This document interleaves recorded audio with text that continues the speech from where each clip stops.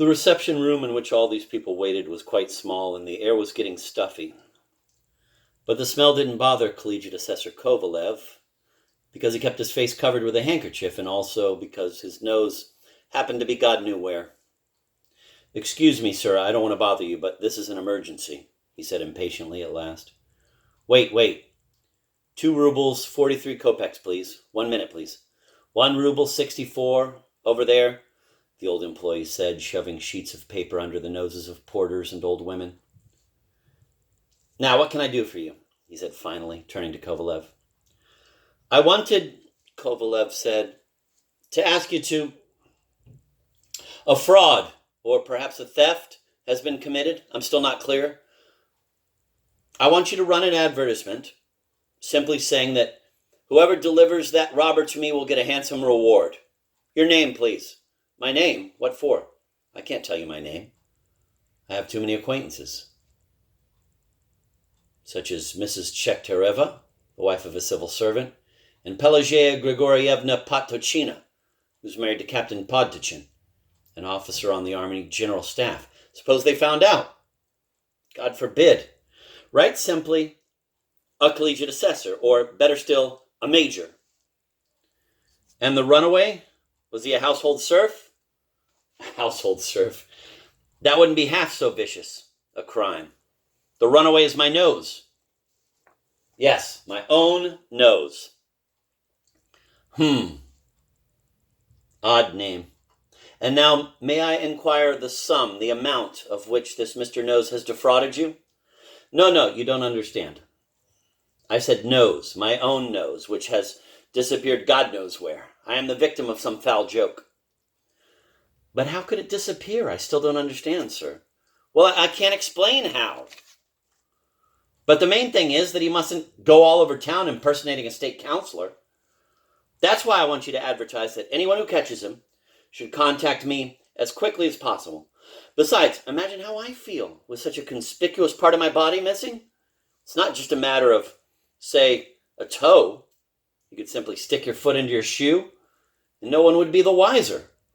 On Thursdays, I usually visit Mrs. Chektereva, the wife of a state councilor, and Mrs. Podtochina, the wife of the staff officer, has an extremely pretty daughter. They are close friends of mine, you see. And now tell me, what am I to do? How can I show myself to them?" The employee was thinking hard, as could be seen from his tightly pressed lips. "I am sorry, sir, but I cannot accept your advertisement," he said, after a long silence. "What's that? Why?" "I just can't. A newspaper could lose its good name if everybody started advertising vagrant noses." "No, sir. As it is, too many absurdities and unfounded rumors manage to slip into print. Why is it absurd? I don't see anything so unusual about it." "It may look that way to you, but just let me tell you. Last week, for instance, a government employee came to see me just as you have now. I even remember that his advertisement came to 2 rubles, 73 kopecks. But what it all boiled down to was that a black poodle had run away. You'd think there was nothing to it, wouldn't you? But wait. Turned out to be deliberate libel, because the poodle in question happened to be the treasurer of... I can't recall exactly what.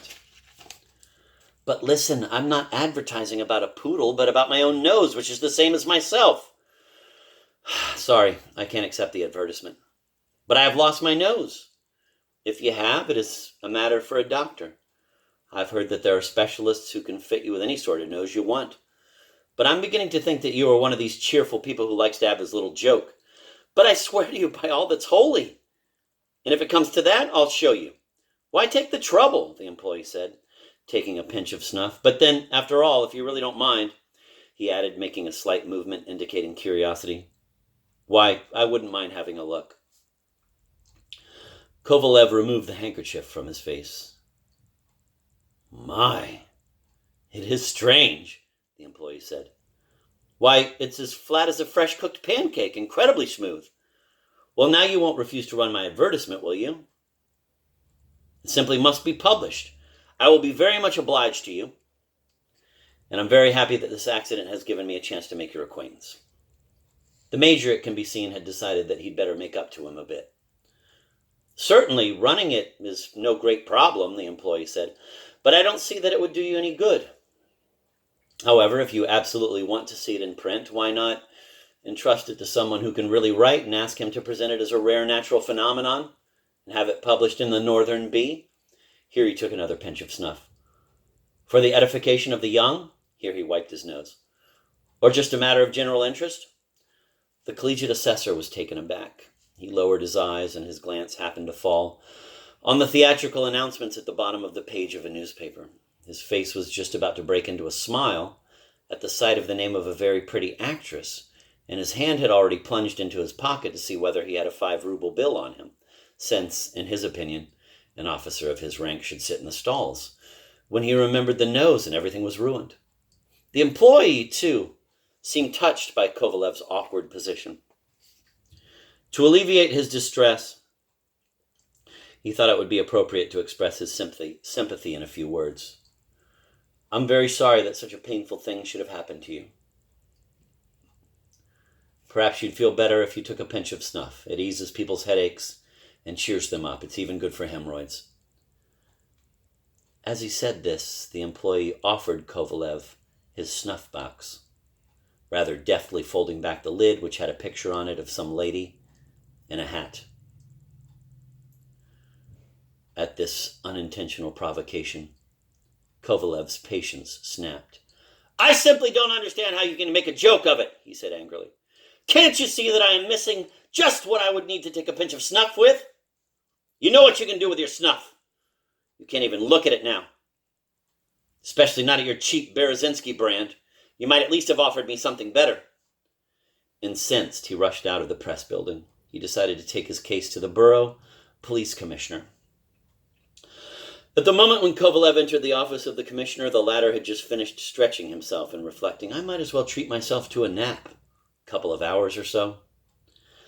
Thus it would have been easy to predict that the major's visit was rather poorly timed. Incidentally, the commissioner, though a great lover of the arts and of commerce, still preferred a bill put in circulation by the Imperial Russian Bank over anything else.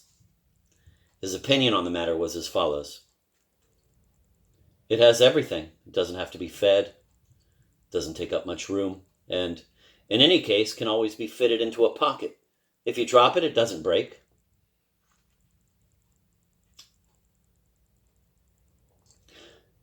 The commissioner was rather cold with Kovalev. Right after a meal, he said, was not the proper time for investigations. Nature itself, he said, dictated rest when one's belly was full. From this, the collegiate assessor was able to gather that the commissioner was rather familiar with the maxims of the wise men of antiquity. Moreover, the commissioner said, they don't tear noses off decent citizens' faces. Bullseye. We must note here that Kovalev was quick to take offense. He could forgive anything that was said about himself personally, but he couldn't stand anything that he considered a slur on his rank and position. He even held the view that, in dramatic works, while a disparaging reference to subaltern ranks was permissible, it became intolerable when applied to officers above the rank of captain.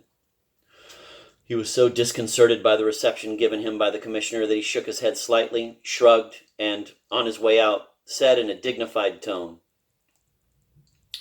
Well, I must say, after your offensive remarks, I have nothing further to add. He reached home hardly able to feel his feet beneath him. It was getting dark. After his futile search, his place looked sad and repulsive. As he walked in, he saw Ivan, his manservant, lying on his back on the old leather divan in the entrance hall, spitting at the ceiling. Very successfully, it must be said. Ivan was hitting the same spot again and again. But such indifference enraged Kovalev. He hit him on the head with his hat and said bitterly, Swine, you think of nothing but trivialities. Ivan jumped up and started anxiously to help Kovalev off with his coat. The major went into his room and let himself fall into an armchair, sad and exhausted. He let out a few sighs, after which he said, Good heavens, why is all this happening to me? What have I done wrong? It would have been better to have lost an arm or a leg. It would have been bad enough without ears, yet still bearable. But without a nose, a man is not a man, but God knows what, neither fish nor fowl. He can't even be a proper citizen anymore. If only I had had it lopped off during a war or in a duel, or if I had been responsible for the loss. But I lost it for no reason and for nothing. I haven't even got a kopeck out of it. No, it's impossible, he added after a pause.